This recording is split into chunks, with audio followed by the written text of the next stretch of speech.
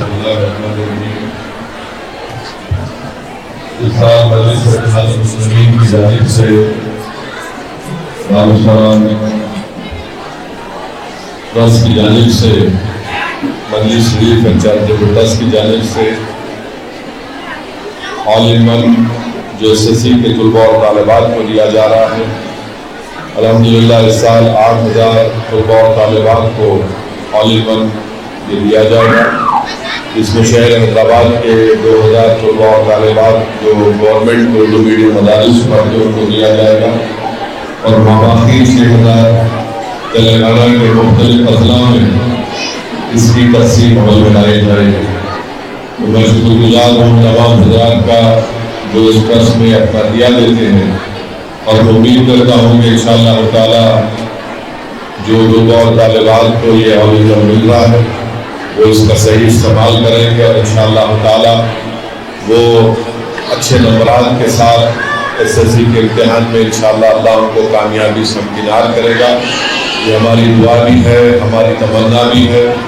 مقصد یہ آل in one guide اور یہ اسکول بیگ کا جو سالانہ فنکشن ہوتا ہے اس کا ایک ہی مقصد ہے کہ گورنمنٹ کے اردو اسکولس میں پڑھنے والے طلباء اور طالبات کو تعلیم کی طرف راغب کیا جائے.